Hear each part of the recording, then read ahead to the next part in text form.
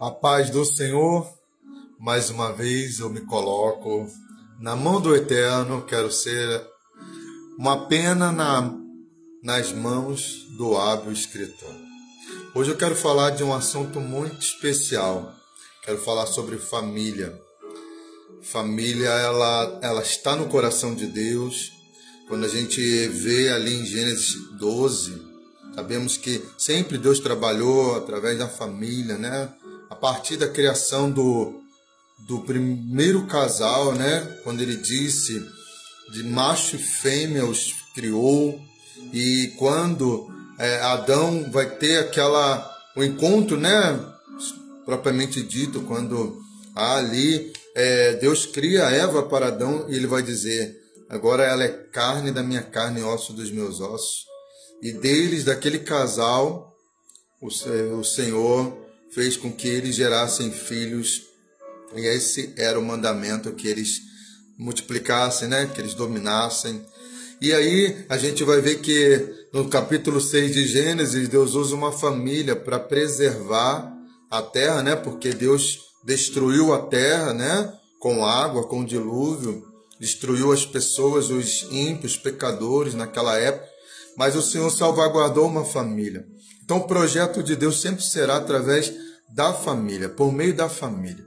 A gente vai ver que no capítulo 12 de Gênesis, quando Deus chama Abrão, ainda chamado Abrão, então ele seria, né, a partir dele seriam abençoadas todas as famílias da terra. Aquilo que Abrão, sem saber a dimensão daquela atitude que ele tomou, mas que aquilo que ele estava decidindo, né, permitir que Deus o guiasse, iria abençoar todas as famílias da terra. E aqui estamos nós, resultado, consequência da decisão de um homem, né, que decidiu obedecer a Deus. E a família hoje, sempre, né, mas hoje a gente tem essa percepção tão clara do quanto a família ela tem sido atacada pelo inimigo. A gente tem visto isso, a desmoralização, a desconstrução da família. Por quê? Porque, na verdade, a família ela é a célula principal de uma sociedade. Então, a nossa primeira família, a nossa primeira base de sociedade, ela começa dentro de casa. Então, a gente nasce, aí a gente vai crescendo, né? E quais são as primeiras pessoas que a gente se relaciona? Não é com a nossa família? Qual é a referência que a gente tem de amor, né, de autoridade? É a partir da nossa própria casa. É o papai, a mamãe. Então, esse é o pilar, esse é o princípio, esse é o início. É onde a gente aprende conceitos, né, sobre Deus, sobre amor, sobre justiça. A gente aprende dentro da nossa casa. A escola, a responsabilidade da escola é nos dar informações, nos dar conhecimento na área científica. Sim, esse é o papel da escola. O papel da escola é me dar conhecimentos que me deem base para me tornar uma pessoa crítica, sim, analítica, mas as raízes, os fundamentos, né, os conceitos de vida, a responsabilidade não é da sociedade, não é da escola, é do papai e da mamãe. Esse é o primeiro parâmetro que nós temos de civilidade dentro da nossa casa. E a família tem sido cada vez mais confrontada, desqualificada. Por quê? Porque destruindo a família, você destrói as bases de uma sociedade. Se você quer arruinar uma sociedade, destruir uma sociedade, destrói as suas bases, destrói a família. Porque uma família sadia, filhos sadios, filhos obedientes, eles serão cidadãos que vão contribuir para uma sociedade justa e idônea.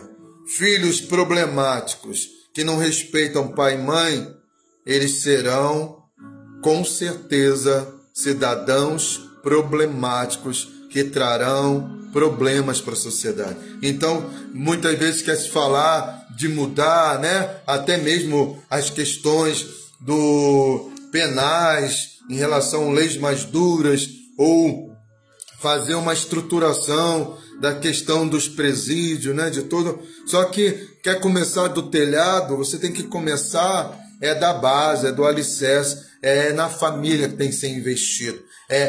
Não interferir, não é o Estado dizer o que a família tem que ensinar, mas é a família, e essa família precisa ter um parâmetro. Porque da onde vem esse parâmetro sólido, esse entendimento sólido de como construir um lar em harmonia? E eu tenho também que me apresentar para falar sobre esse assunto. Eu era para ter falado isso antes, mas vou falar isso agora. Para quem não me conhece, me chamo Laerte Santos. Eu sou servo do Altíssimo, servo do Senhor Jesus Cristo. Entendo que vivo com um propósito, com uma missão de pregar a palavra de Deus, de transmitir, compartilhar aquilo que Deus tem me ensinado.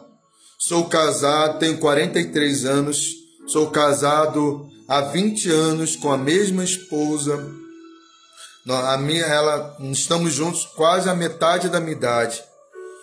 E não quero dizer que o casamento foi sempre perfeito, e que nem é perfeito ainda, porque a perfeição só quando Cristo vier buscar o seu povo. Mas o que eu quero transmitir, que eu acho que com 20 anos de casamento, passando por várias tempestades e dificuldades, eu posso dizer para você que o casamento é uma bênção. Sabe por quê? Porque muitas vezes nós nos dedicamos ao máximo lá no nosso trabalho, né?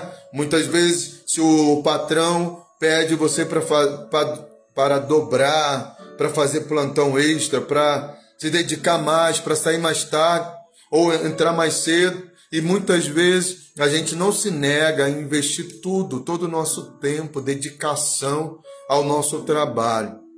Muitas vezes para conquistar o sonho, né, de uma profissão que isso daí é legal, isso é ótimo, é uma bênção.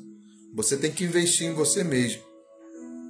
Mas muitas vezes a gente não mede esforços, né? Para quem quer uma posição na sociedade, uma profissão, né? Uma condição financeira melhor. Isso tudo é muito válido, isso tudo é muito justo. Mas muitas vezes a gente ganha tudo. E a gente não entende que abaixo de Deus, do nosso Pai, aqui na terra, o que a gente tem, o nosso bem mais precioso é a nossa família.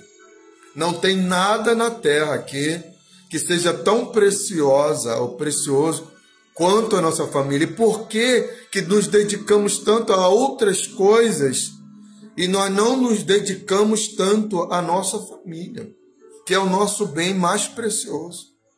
Então é uma palavra de reflexão, porque muita gente fica rico, milionário, constrói patrimônios, mas quando vê, ele está sozinho ali, os filhos estão para um lado, o casamento se rompeu, a mulher que começou junto com ele, construindo colocando os primeiros tijolos ali, juntos, e de repente eles ficam ricos, eles prosperam, eles crescem, e aí de repente acabou o casamento, acabou tudo, um vai para um lado, o outro vai para o outro, aí fica aquela briga, aquela guerra por herança. Querido, qual é o propósito, qual é o sentido disso?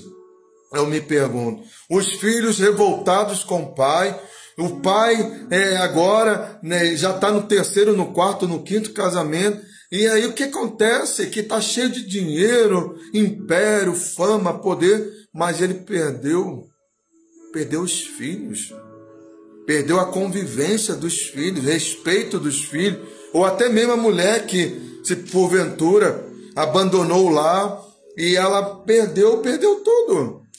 Claro que muitas pessoas, eu não estou dizendo aqui, há casos que muitas pessoas se viram numa situação em que elas tiveram que romper para tentar. A gente aqui nunca vai dizer para ninguém separar, porque esse não é o mandamento. mas a gente também é consciente de que há muitas pessoas que o casamento não deu certo e agora estão fadadas para sempre a sofrer?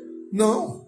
O que eu estou dizendo é, como eu ouvi uma pessoa falar hoje, lute pelo casamento que você está hoje. O casamento que você está agora. A família que você está agora. Lute com todas as suas forças. Tudo que tiver à sua mão para fazer, lute.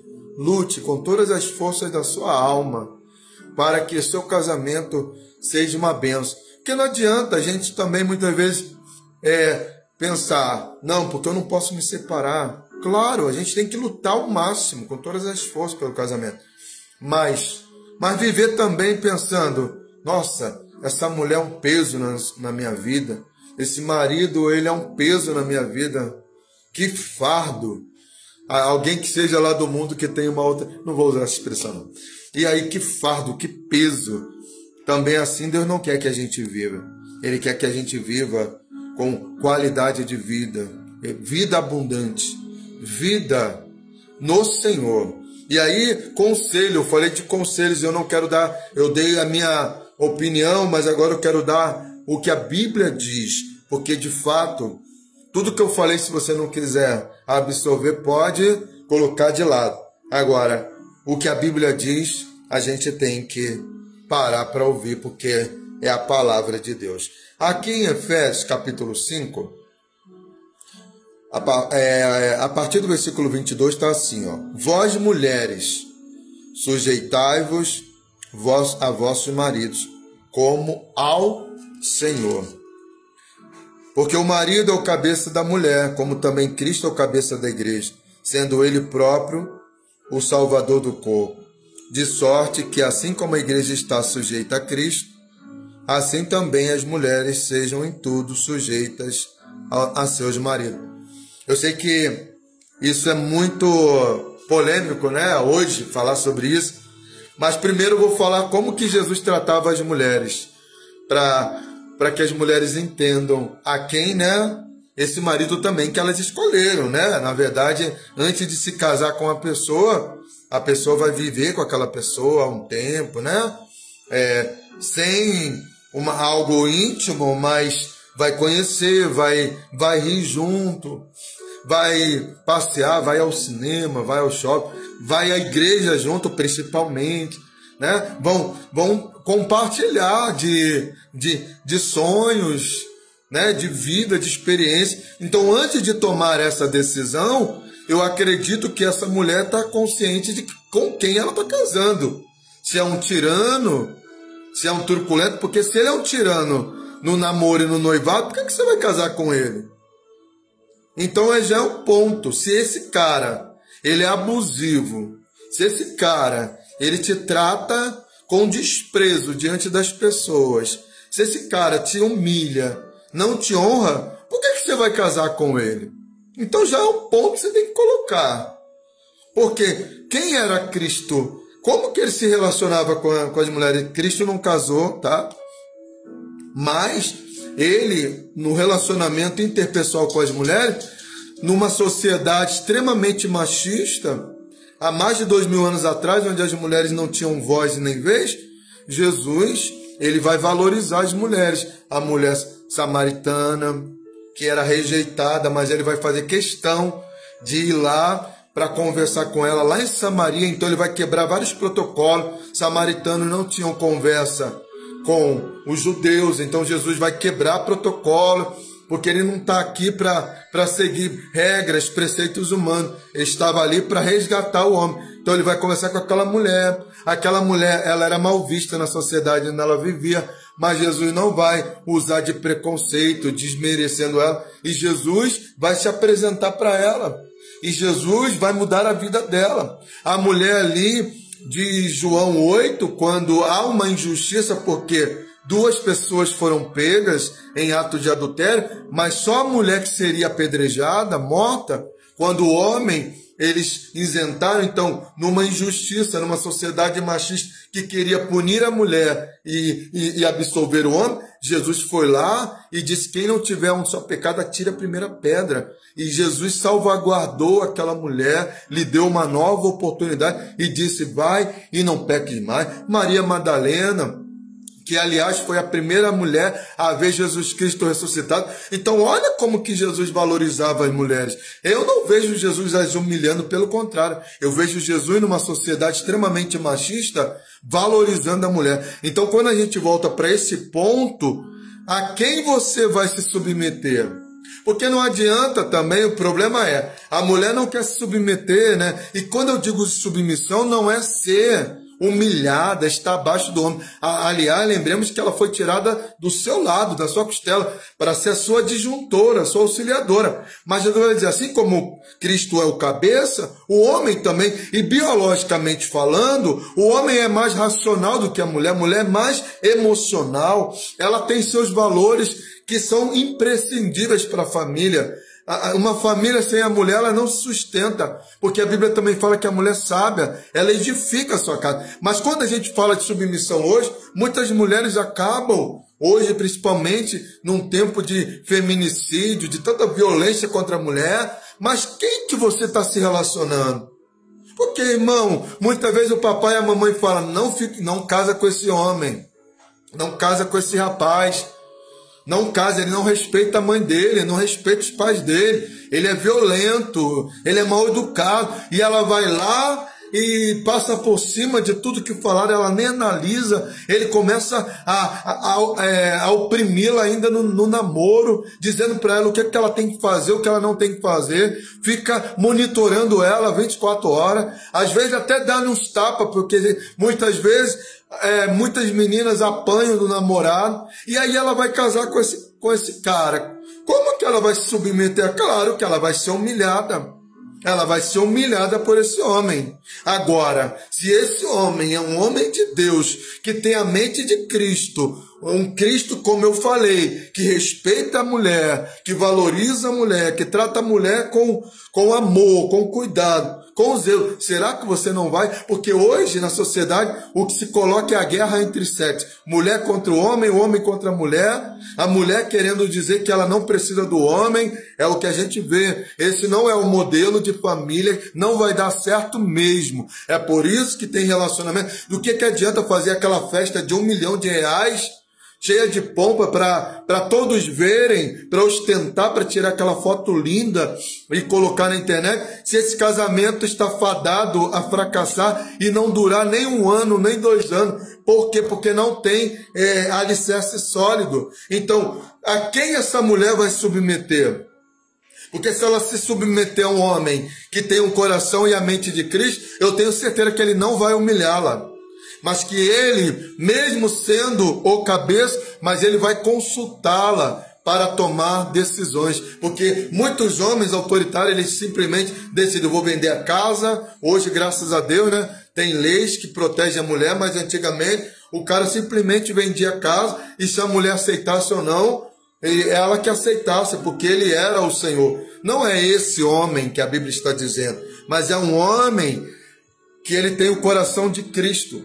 E que ele nunca vai humilhar a sua mulher, pelo contrário, porque a sua mulher é a mulher virtuosa, que está lá em Provérbios, porque ele entende que a sua mulher, ela é mais preciosa para ele, ela vale mais do que os rubis. E aí olha a contradição que a gente vive, porque hoje o casamento é delegado a segundo plano. O cara quer, e a mulher também, muitas mulheres não querem gerar filho, elas entram no casamento, sabem que a maioria dos homens querem ter filho, mas elas simplesmente falam, eu não vou ter filho agora, ou eu não vou ter filho. Mas por que ela não disse isso antes de casar? Será que o relacionamento depende só dela? Meu corpo, minhas regras. Olha só como que vai dar certo um relacionamento desse. Como que vai dar certo o relacionamento dele? Se a pessoa, casamento é ceder. O que eu era antes não sou mais, agora somos um. Não é porque parece que são 2 inimigos dormindo numa mesma cama. não dá certo porque os valores foram trocados. Não dá certo porque quando se fala da Bíblia, a Bíblia é antiquada, mas quem segue o que na Bíblia está, eu tenho certeza que o teu casamento será uma bênção e ele vai perdurar. Ele vai durar. Não dura por quê? Porque as pessoas entram no casamento, mas querem viver como solteiros. Não, eu faço o que eu quero. Eu vou onde eu quero. Eu chego em casa a hora que eu quero. Então não case, porque você não está preparado para o casamento. Vai trazer apenas frustrações. Porque quem mais sofre são os filhos, que veem o seu castelo desmoronar, porque os seus pais não entenderam que casamento é partilha, é uma só carne, é um só corpo, é um só propósito agora. Agora são dois em um. Agora não é o que nós, agora somos nós. O problema é que esse nós não existe. É eu quero, eu vou, eu faço. Então você não está preparado para o casamento. Por isso que o casamento não dura. E aí, perante a sociedade, é uma instituição falida. Vós, mulheres, é ordem, é mandamento do Senhor. Sujeitai-vos a vossos maridos, como ao Senhor. Porque o marido é o cabeça da mulher, como também Cristo é a cabeça da igreja. E Cristo sendo a cabeça da igreja, ele só faz bem por nós, né? Sendo ele próprio o Salvador, ele mesmo salvou o corpo, ele é o cabeça, ele é o mentor, e ele só produz bem. Aquele que está em Cristo, querido, nova criatura é. Querido, estar em Cristo só traz benefícios para nós. Quando eu olho para trás sem Cristo, eu só descendo ladeira abaixo, a gente vai perdendo moral, a gente vai perdendo o convívio da nossa família, a gente vai perdendo o amor, a gente vai perdendo tanta coisa, vai ficando tanta coisa no meio do caminho, mas quando a gente está em Cristo, a gente só vai acrescentando amor, a gente vai acrescentando justiça, a gente vai acrescentando bondade, um lar harmonioso, um lar onde um se preocupa com o outro, onde um cuida do outro, onde um sustenta, protege, alicerça o outro, tem sempre uma palavra de bom ânimo para o outro. Isso que é família e não aquilo que muitos pregam. Agora, para nós, olha a responsabilidade. Quando a gente lê isso, a gente até treme nas bases, né? Porque vós, maridos, amai as vossas mulheres, como também Cristo amou a igreja. Olha que situação. E assim mesmo se entregou por ela. Por isso é difícil se submeter, né? Ser submissa a um marido que está disposto a dar a vida por você? Eu acho que não, né? Porque há uma contrapartida. O meu marido, ele está disposto a se entregar, a dar a vida dele por mim, para santificar. E olha o papel do marido como sacerdote na sua casa. Porque Paulo faz uma analogia entre Cristo e a igreja, e o papel de Cristo aqui, ele se entregou para a igreja como oferta, mas também, sendo ele sumo sacerdote, olha o que ele faz. Ele vai santificar e purificar com a lavagem da água pela palavra. Jesus, como sacerdote, sumo sacerdote eterno, ele nos santifica, porque o papel do sacerdote era representar o povo. Então, como a gente sempre conta, então no dia do Yom Kippur, no dia do perdão, ele ia representar o povo, ele se santificava primeiro e santificava o povo, através de todo o ritual que estava designado nas leis cerimoniais do povo de Israel, para santificar o povo. Cristo morre na cruz do Calvário, se entrega por nós. E é interessante que do seu lado, quando o soldado romano crava uma lança nele, sai sangue e água. E é interessante, sangue e água são elementos fundamentais no rituais de purificação dos judeus, mas que para nós a gente não precisa de sangue propriamente dito e água propriamente dito, porque a água representa a palavra, a água representa o Espírito Santo, representa Jesus Cristo, O sangue é o sangue da nova aliança, que foi derramado na cruz do Calvário. Esse sangue é que nos purifica de todo pecado. Por causa do sangue derramado é que a igreja ela é lavada e purificada. Por isso que eu preciso da palavra. A palavra vai me limpando, vai me lavando. Sem palavra não há como haver a mudança, a limpeza. Nem a consciência, o entendimento de que eu preciso entender que o sacrifício de Jesus é perfeito e que eu preciso colocar em prática também aqui as orientações, os conselhos contidos na palavra de Deus para que eu tenha uma vida abençoada, uma vida harmoniosa no Senhor, equilibrada, para apresentar a si mesmo. Então Jesus fez isso, se entrega na cruz para apresentar a si mesmo uma igreja gloriosa, sem mancha, mancha do pecado, né? Nem ruga. Olha só, e olha que antes de Jesus a gente está todo manchado, né? Sem conhecer Jesus a gente está todo manchado pelo pecado, todo sujo no pecado. Mas quando a gente é inserido no corpo de Cristo, porque Ele é o Salvador do corpo, então toda aquela mancha, toda aquela sujeira, todo aquele pecado vai sendo limpo, lavado pelo sangue e pela palavra do Eterno. E aí, sem ruga, nem coisa semelhante, santo e irrepreensível, porque a santidade não caiu, né? Não saiu, não está em desuso. A santidade não é algo antiquado. A santidade não saiu da moda. Pelo contrário, a santidade convém aos fiéis, ao povo de Deus. Sem santificação, ninguém verá o Senhor. É um processo diário. Santificação é se lavar diariamente, lavar as vestes no sangue do Cordeiro. Muita gente achar que está na igreja e que não deve ter uma vida santificada, está enganado. A santidade, ela é de fato a prova inequívoca de que nós nascemos de novo. Porque sem o novo nascimento é impossível haver santidade. Porque a santificação é um processo do Espírito Santo dentro de nós. E sim, devem os maridos amar a sua própria mulher como a seu próprio corpo. Quem ama a sua mulher, ama a si mesmo. Então, assim como ninguém gosta de ser enganado, ninguém gosta de ser traído, ninguém gosta de ser humilhado, então quando o marido entende que a sua mulher, amar a mulher como a seu próprio corpo, aquilo que eu não faria para mim, de fato eu não farei para minha esposa. Olha, e muitas vezes, muitas pessoas no seu erro, no seu engano, está ferindo o seu próprio corpo, ferindo a sua mulher com palavras, porque a ferida muitas vezes não é só aquela que é física, mas muitas vezes é aquela ferida moral, aquela ferida emocional, psicológica. Muitas vezes o marido violento não precisa ser aquele que arranca sangue literalmente da sua mulher, mas é aquele que está o tempo todo desestimulando-a, colocando ela para baixo, humilhando ela, desfazendo dela, desconsiderando ela. Então, isso é uma violência terrível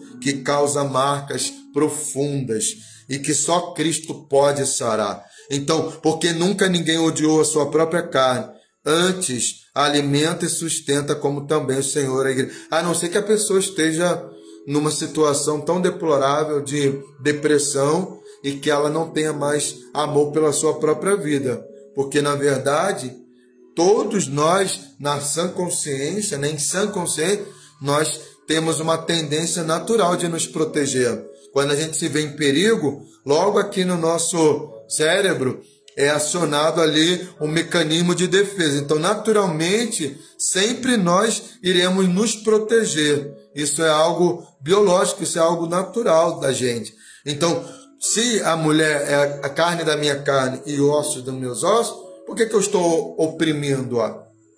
Por que eu estou humilhando-a? Por que eu estou desfazendo dela? Por que eu estou enganando-a? Por que eu estou traindo-a? Por quê? Porque alguma coisa está errada. Porque se está errado, você até é redundante. O que está errado não pode dar certo. O que está errado não pode dar certo. Então, se ela é sua mulher, então, porque todos somos membros do seu corpo, da sua carne e dos seus ossos. como está escrito: por isso deixará o homem seu pai e sua mãe, e se unirá à sua mulher, e serão dois numa só carne. Mas hoje o que a gente vê não é dois numa só carne. Não é carne da minha carne e osso dos meus ossos. O que a gente vê é contrato, não é aliança. O que a gente vê é separação e não união. O que a gente vê é um para um lado e outro para o outro, e ninguém cedendo, e ninguém se esforçando para fazer o negócio dar certo. O que a gente vê é toda razão e pouca paz, porque onde todo mundo quer ter razão, não haverá paz. O que a gente vê é o marido querendo que a mulher o respeite, que ela se submeta a ele, como está escrito, mas não é o marido que está disposto a se humilhar e se entregar para que essa mulher seja protegida. O que a gente vê é uma mulher dizendo: não, porque eu sou dona de mim mesmo, porque meu corpo, minha regra, vai ser do jeito que eu quero. O que a gente vê é que quando ela briga com o marido, a primeira coisa que ela quer, que ela faz é o quê? Ela simplesmente se nega, e ela se nega pecando, porque a Bíblia fala que nem o marido pode negar a mulher, e nem a mulher pode se negar ao marido. E você sabe muito bem do que eu estou falando, não preciso ser tão óbvio no que eu estou dizendo. Então, quando um nega para o outro, sendo o meu corpo é da minha esposa e o corpo dela é meu, por não sendo por motivo justificável, os dois estão pecando. E a Bíblia fala que só pode haver essa separação quando for para se consagrar, mas que não se perdure tanto tempo para que o inimigo não ache lugar nesse negócio. Então, queridos, se cada um ficar lutando por si, se justificando, querendo ter razão, eu quero te dizer, e eu não estou amaldiçoando, isso não é decreto, isso não é... Não, é simplesmente uma constatação de que teu casamento, se é que eu posso dizer que é um casamento, está fadado a fracassar. Tão logo vai cair, vai ruir.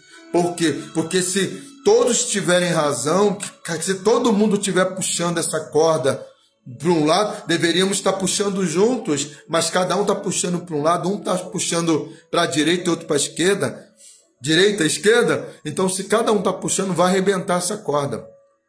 Agora, se um decidir passar para o mesmo lado do outro e ambos puxarem essa corda para o mesmo lugar, eu quero dizer que esse casamento vai superar e vai ser melhor do que outrora. E aí diz aqui a palavra do Senhor: grande é este mistério. Estou lendo em Efésios capítulo 5 e agora estamos indo para o versículo 32 e vamos dar sequência no capítulo 6, porque vai falar dos filhos, porque eles são muito importantes nesse processo. A família é a partir do nascimento do filho, né?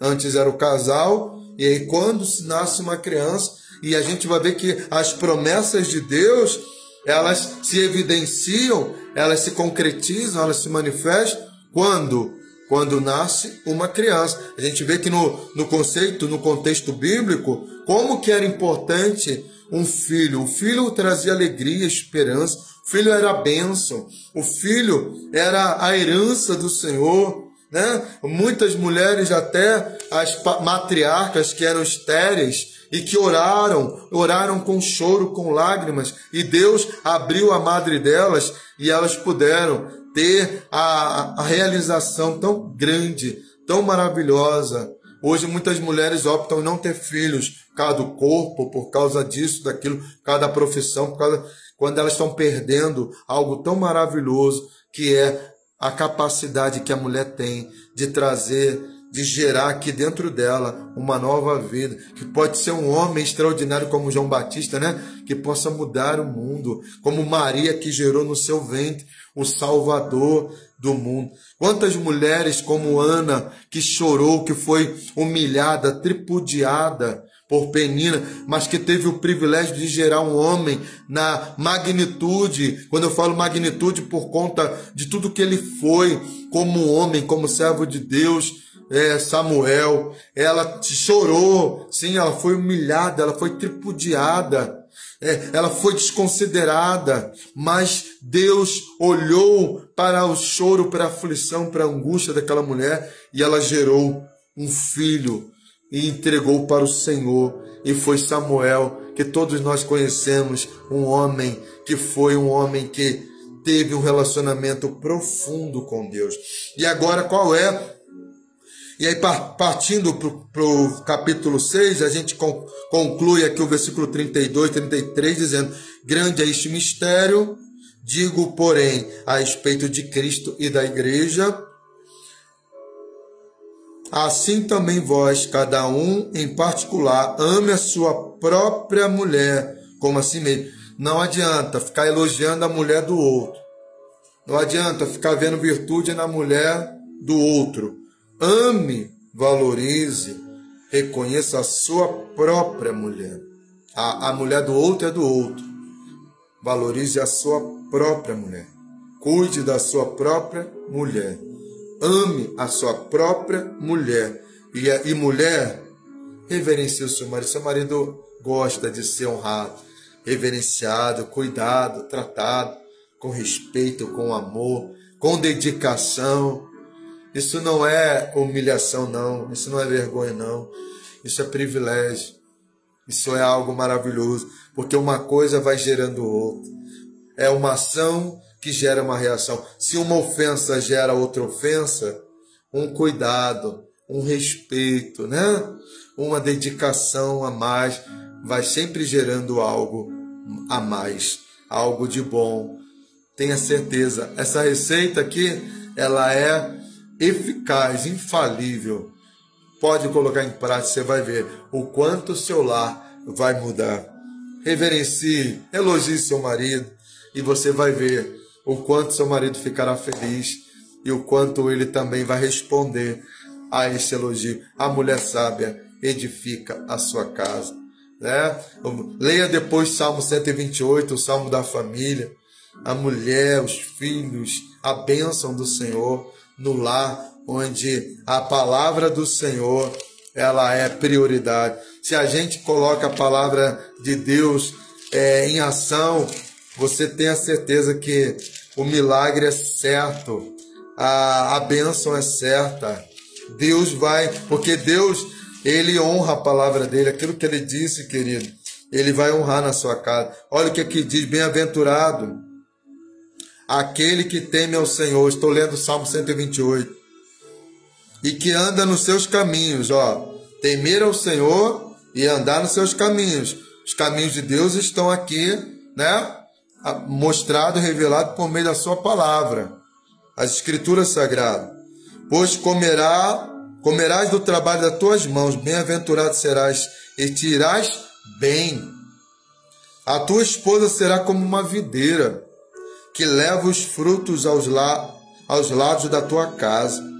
Os teus filhos serão como plantas de oliveira ao redor da tua mesa. A videira, né? Vida. Jesus disse: eu sou a videira, né? Aquela uva lá em Israel, aquelas uvas, ela será. A videira fala de alegria, tá?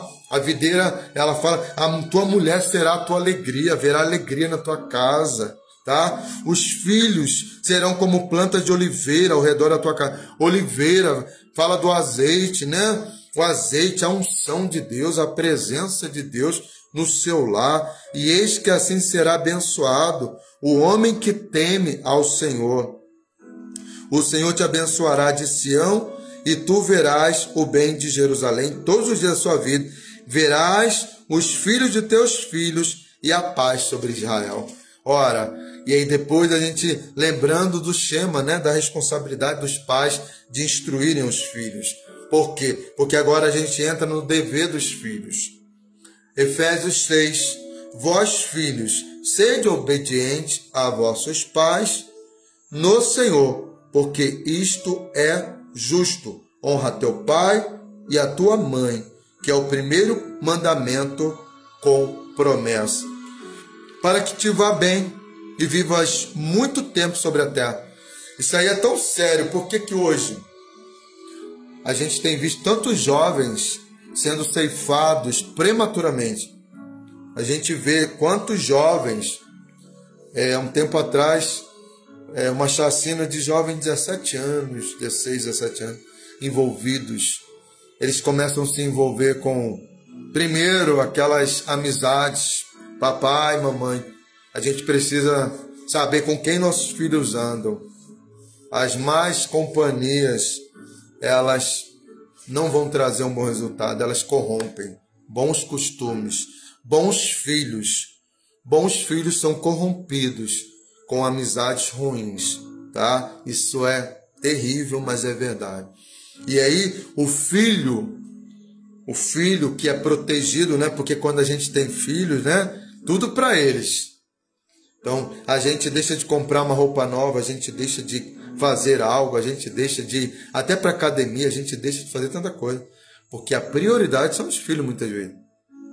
Em contrapartida, em resposta cabe aos filhos que são protegidos, né?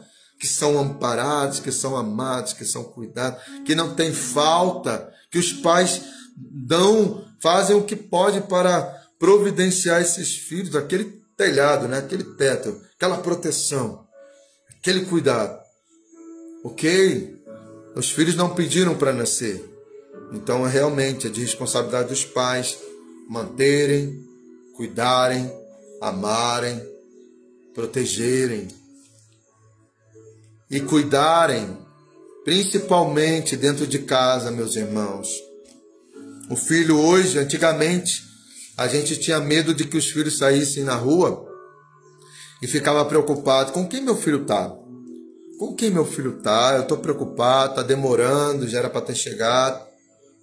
E quando esse menino chegar, essa menina chegar, eu vou perguntar com quem ele anda, quem são seus amigos. A minha mãe, eu lembro, ela saía de fininho, aí ela ia fazer aquela ronda onde a gente estava, ela fazia isso. A gente estava lá conversando com os amigos, minha mãe chegava de mansinho, e se ela não encontrasse, ela brigava mesmo. Nordestina sabe como é que é, era braba mesmo, mas pata de galinha, né? Vai falar que não mata, né? Não mata os pintinhos. O cuidado de mãe não mata os pintinhos. Ela é protetora. Minha mãe era como uma leoa. Seja uma leoa, seja um leão, proteja os seus filhos. Porque antes a gente tinha a preocupação dos filhos irem para a rua, mas hoje eles não precisam sair de casa para se perderem.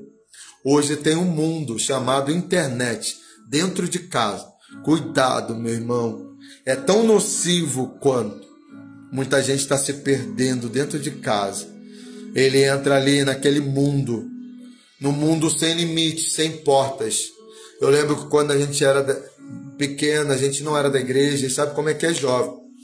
E tinha alguns lugares, a gente ia na locadora, e lá na locadora, quando a gente era menor de idade, tinha ali aquele compartimento, a gente sabia que aquilo ali não podia menor de idade entrar ali, porque aquilo ali não era conteúdo para criança. Havia uma porta. Hoje não tem porta. Hoje não tem limite. Hoje não tem fronteiras. Não. Quando você entra na internet, não tem limite, não tem nada que limita. Não tem uma porta que diga aqui você não pode, porque você é menor de idade. Hoje eu não assisto mais televisão aberta. Quando eu assisto alguma coisa pela internet, geralmente a gente ouve muito louvor aqui em casa. Quando quer assistir algum filme, a gente até assiste no YouTube. As filhas até reclamam, mas sinceramente, eu estou tão bem assim, porque claro que você não está proibido de assistir as coisas, mas hoje, na TV aberta, às 7 horas, 19 horas da noite, às 18 horas, coisas que sem nenhuma censura, não é que a gente queira censura, mas não tem regra, não tem limite, e vão injetando dentro da sua casa valores distorcidos. Desde de manhã até a noite, você só vai ouvindo os filósofos, os ateus, aqueles que são contra veementemente os valores judaicos cristãos, que se colocam como autoridade, os especialistas, que a família nem dura, não tem nem família, mas eles querem sempre falar alguma coisa. Tem um ditado grego que diz, né, que na filosofia, que o tolo quer sempre dizer alguma coisa, mas o sábio sempre tem algo a dizer. O sábio sempre tem guardado nos seus tesouros algo relevante, mas o tolo, ele quer ficar gritando aos quatro ventos. E muitos ali que tem uma família destruída, que tem uma vida destruída, só tem ali uma capa ali de sucesso, de projeção, de fama, mas que na sua vida particular, eles têm realmente fracassos terríveis na família. E se posicionam muitas vezes como os intelectuais, os que conhecem tudo. E aí a gente vê toda essa doutrinação nas séries hoje, nas novelas, todos os conteúdos voltados para quê? Para destruir valores da família. Tudo que se contrapõe ao que eu estou falando aqui, você vai ver o tempo todo querendo destruir, denegrir, desfazer valores que são imexíveis, invioláveis, os valores da família. E aí você fica o dia todo se alimentando daquilo, que aquilo possa ser uma verdade. Aquela cena ali que antes tu ficava impactado, agora você se torna comum. Está comum. É assim mesmo. E aí os filhos, as crianças vão vendo aquilo o tempo todo. E é por isso que as crianças estão cada vez mais. Eu estava vendo uma psicóloga falando num culto das crianças na minha igreja. Ela com conteúdo, um material muito bom. E ela falando que antes a criança, até os 12 anos, ela tinha ainda aquela fase da inocência, né, que a gente sempre fala. A gente não batiza a criança. Porque criança, o batismo, ele necessita de arrependimento. Criança ainda não tem essa consciência. E ela é salvaguardada. Então a criança, na fase da inocência, ela é salvaguardada. Deixai vir a mim as criancinhas, porque delas é o reino do céu. Então a inocência de uma criança ia até os 12 anos. Mas hoje, devido a tanta informação, sabe-se que hoje as informações que essas crianças têm é muito maior do que os reis daquela época, aí há 2000 anos atrás. Eles não tinham tanta sabedoria no sentido de conhecimento como temos hoje, porque é muita informação que as crianças recebem, e informações muitas vezes graves, né, que distorcem aí a sua sexualidade, que despertam nelas cada vez mais a sua libido. Criança com 4, 5 anos já estão ali com a sua libido despertada, com a sua inocência corrompida. Então, o que a gente achava de 12 anos hoje está muito menor. Uma criança com 5 anos hoje, ela já tem informações que muita gente de 90 anos a 40 anos atrás não sabia. Antigamente, uma criança com 18 anos, ele acreditava na cegonha, né? Dependendo do lugar onde ele vivesse, com 20 anos ele não acreditava nessa história. E hoje, com 4 anos, 5 anos, as crianças, elas são expostas a informações que elas não deveriam ser expostas, e isso vai destruindo o que elas têm de mais puro, que é a inocência. Então é nesse contexto. Por isso que hoje eu escolho muito o que eu assisto. Hoje eu seleciono muito o que eu assisto, porque tem coisas aí que é só lixo que estão jogando na nossa casa. E a gente paga ainda para se alimentar de lixo, e que distorcem todos os valores. Por isso que aí os pais ficam depois: meu Deus, meu filho está perdido. O que aconteceu? Porque ele estava lá no quarto dele. E hoje, olha, a minha privacidade, não entra no meu quarto, não pega meu celular, porque eu tenho a minha privacidade. Criança não tem privacidade. Mantém a porta do quarto dos seus filhos aberta. E toda vez vai lá e dá uma olhada. E quando for necessário, você tiver aí com alguma dúvida, pega o celular e averigua. Eles são muito espertos, vão querer o tempo todo fugir, mas faça isso para você não perder o seu filho. Porque hoje existe isso, querendo destruir as crianças. E as crianças vão aprendendo valores deturpados. Não honram o pai, não respeitam o pai, não respeitam o mais velho. Tudo é antiquado, tudo é cafona, tudo é mico. Pedir bênção para o pai, respeitar, honrar, beijar o pai e a mãe. Aí as crianças vão achando tudo isso é mico, tudo isso é coisa do passado, quando na verdade são valores que fazem toda a diferença na construção da sua personalidade, do seu ser. Pais. E aí eu citei Êxodo 20, né, que é o primeiro mandamento como promessa. Honra teu pai e tua mãe, que é o primeiro mandamento como promessa, para que te vá bem e viva muito tempo sobre a terra. Tem muita gente sofrendo, tá? Tem muita gente tendo a sua vida ceifada muito cedo, na tenra idade, na flor da juventude, na flor da idade. Jovens, principalmente homens, meninos, morrendo com 17, 18, 19. Isso quando não ficam paraplégicos, tetraplégicos. E aí os pais têm que cuidar daquele filho desobediente a vida toda, porque aqueles filhos não obedeceram seus pais. E aí ficam numa cama, revoltados, muitas vezes desrespeitando aquele pai, aquela mãe, que vão ter que carregar o fardo de cuidar de um filho que nasceu saudável, mas por causa da sua desobediência, muitos meninos que ficam empinando na moto, que ficam fazendo coisas que não deveriam, os pais falam, não faça isso, mas eles vão lá e fazem. Eles se sentem senhores, né? Peito de aço. Não, isso não acontece comigo. Aí acontece, e aí o pai e a mãe vão ter que viver agora em função daquele filho, daquela filha rebelde, que não ouve papai e mamãe, e aí vai lá, é estuprada, é violentada, é morta. Quantas que a gente não tem visto? Que o pai e mamãe falam, não sai de casa, não fica com esse rapaz, ele não me passa, não me inspira segurança. Não, mãe, eu vou escolher quem eu quero.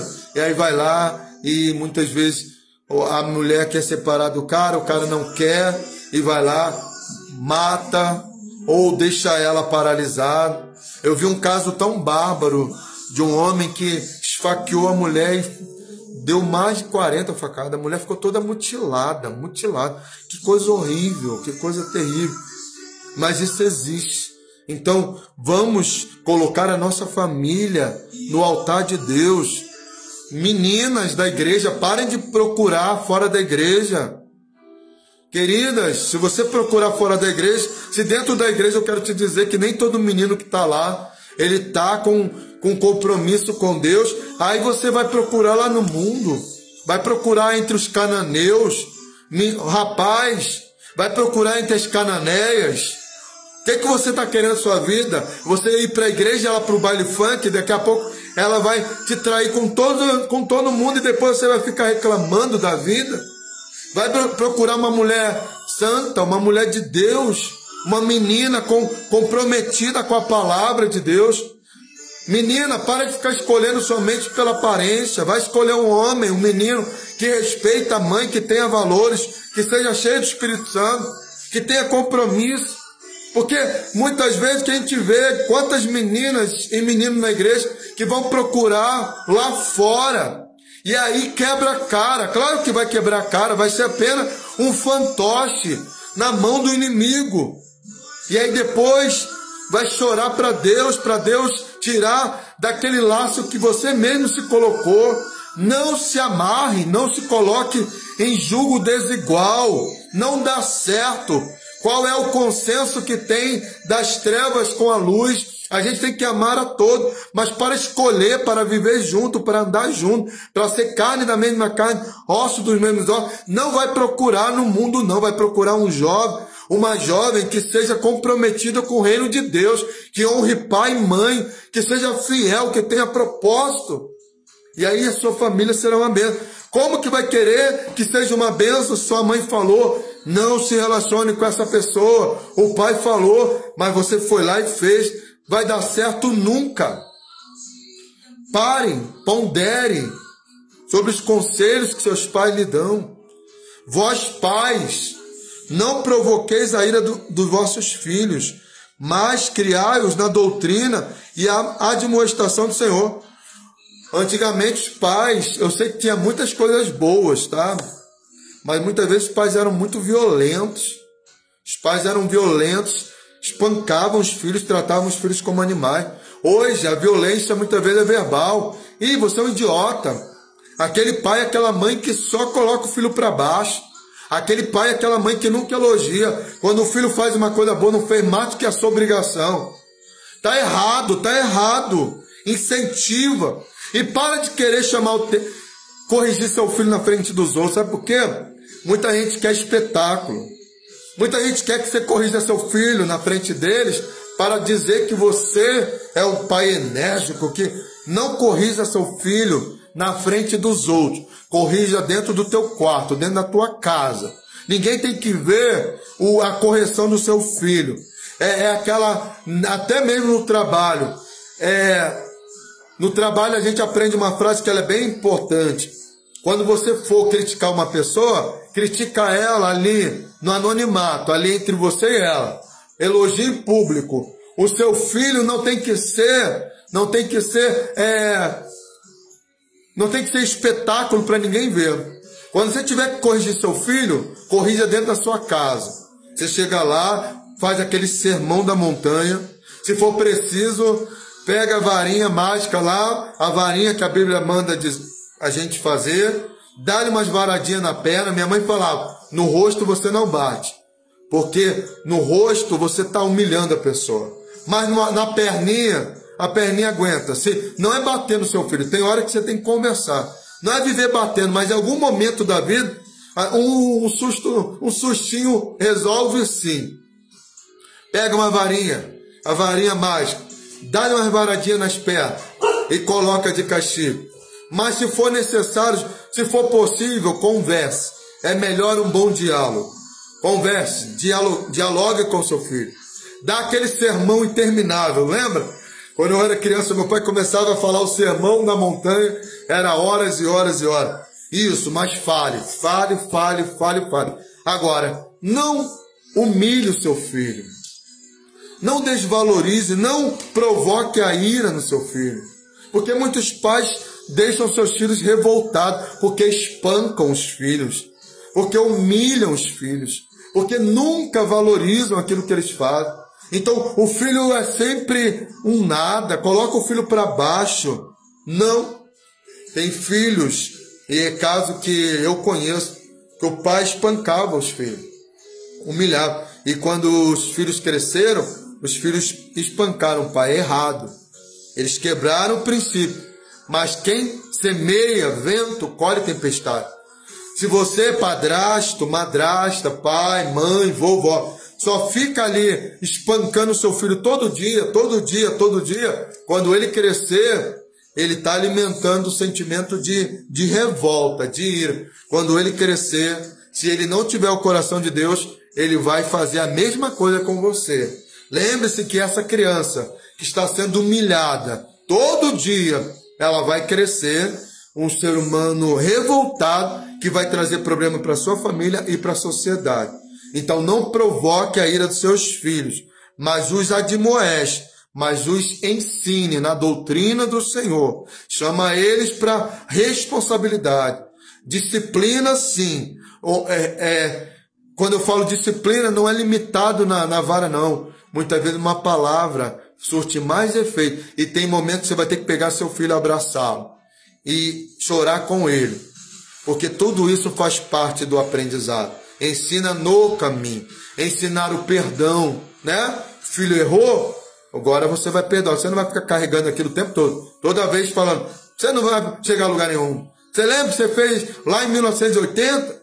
Você nunca vai chegar a lugar nenhum. Você é rebelde. Querido, o filho já está em outro estágio, o filho já mudou, mas o pai não muda o discurso. Então, é preciso amar o filho. Filhos não são perfeitos, mas são heranças do Senhor. Pais não são perfeitos, mas são a bênção, são a autoridade, a cobertura que Deus colocou na nossa vida para cuidar de nós. Se houver essa observância, elogie seu filho. Quando ele tirar 8, fala, filho, parabéns. Olha, e eu sei que você pode tirar 9, tá? Porque eu vejo muita potencialidade em você. Ele vai se sentir. Quando ele estiver andando de bicicleta, caiu, Meu filho, levanta porque você pode. Você é inteligente. E o filho é tomado de entusiasmo. Eu sou inteligente. Queridos, se tem um elogio que nos estimula, são dos nossos pais, dos nossos tutores espirituais.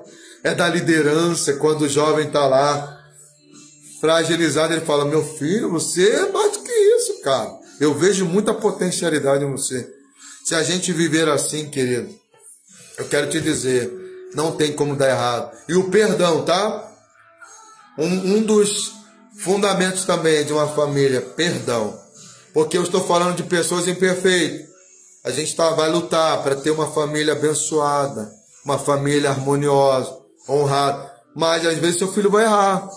Às vezes o marido pode errar, a mulher. E o perdão. O perdão é essencial para a manutenção dessa instituição, desse organismo tão poderoso, tão maravilhoso. Uma família unida jamais será vencida. Uma família unida, o filho se sente seguro, protegido. Ria com seu filho, brinca com ele, ria com a sua esposa, que haja alegria, que haja leveza no nosso lar, mas que sobretudo, agora eu vou entrar numa parte prática e deixo o conselho.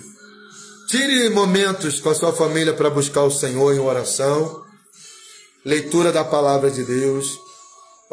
Peça ao seu filho para ler a palavra. Hoje, graças a Deus, minha filha tem passado por um processo e não foi sempre assim, tá?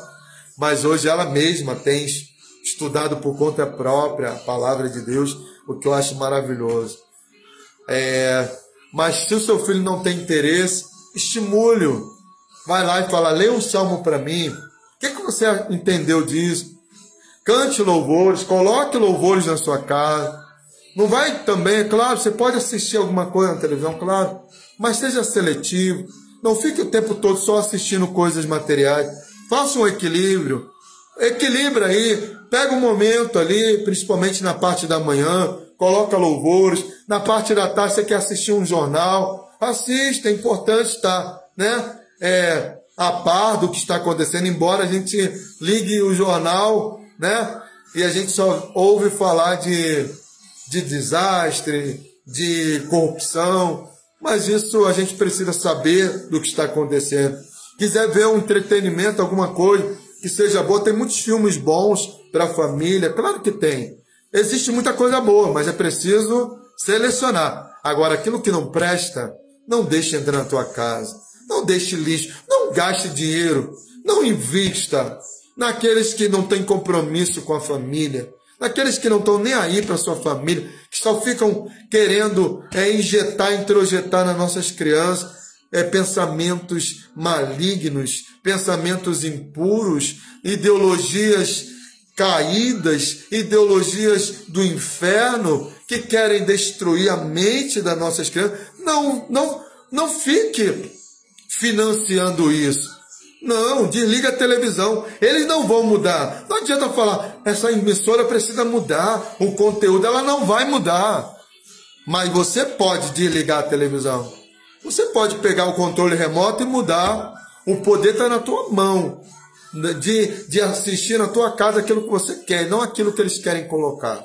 Se a gente fizer assim, tenha certeza que o nosso lar será um lugar onde Jesus tem o prazer em habitar. Que Deus nos abençoe, tá, irmãos? É com muita alegria que eu falo da palavra de Deus, porque eu amo a palavra de Deus. Eu amo essa palavra. Sabe por que eu amo essa palavra? Porque essa palavra mudou a minha vida. Por isso que eu amo essa palavra. Isso aqui não é um livro de lendas. Isso aqui é a palavra viva de Deus. E quando a gente coloca em prática, tenha certeza que tua vida será transformada. Por isso que eu amo a palavra. É por isso que eu amo Jesus. É por isso que eu tenho uma necessidade de falar dele. Eu não posso guardar para mim, eu tenho que transmitir isso. Querido, Jesus é bom. Jesus é a resposta para aquilo que você precisa. Então eu amo esse Senhor. Eu quero ser útil para ele, sabe? Que é um prazer falar do amor de Deus. Essa é a minha missão, falar de Cristo. Não falar do outro. Não falar da vida de um ou de outro, isso não me interessa. O que me interessa é falar da vida de Jesus, porque a vida de Jesus é inspiradora, tá? Deus te abençoe, que haja paz na sua família, Que a graça do Senhor. Maiara, obrigado por estar me ouvindo aí, tá? Sempre. É um prazer tê-la como irmã, tá? Em Cristo. E como valoriza, né? O fato de estar aqui, você está valorizando a palavra de Deus na minha boca, aquilo que Deus tem. E eu agradeço você, tá? Pela sua vida. Você é muito especial para Deus. Você é quase uma irmã nossa, né? Eu não digo espiritual, você já é. Eu tô falando quase uma irmã biológica. Porque quando a gente morava em Campo Grande, a Flávia Titinha, e você como tinha ela como irmã, né? Somos da mesma família, né? O irmão João Lira, presbítero João, é um prazer tê-lo aqui comigo, tá, querido? É um privilégio ter vocês aqui comigo. Poder compartilhar do amor de Deus. É isso. E somos uma família espiritual, né? E que se a gente seguir esses padrões, esse parâmetro e aplicá-los para a igreja, também teremos uma igreja forte. Porque somos a família de Deus. Iremos morar junto lá na terra prometida, que não é aqui, não é Israel. A nossa terra prometida é a Nova Jerusalém. Então que Deus vos abençoe, que Ele nos ensine, que Ele nos capacite, cada um de nós, dentro da nossa casa, a fazer aquilo que é necessário. Cada um cumprindo a sua missão e a sua função, para que o corpo esteja sadio, saudável, em nome de Jesus. Amém. A paz do Senhor Jesus. Um grande abraço desse irmão que ama vocês, no amor de Cristo Jesus. Amém.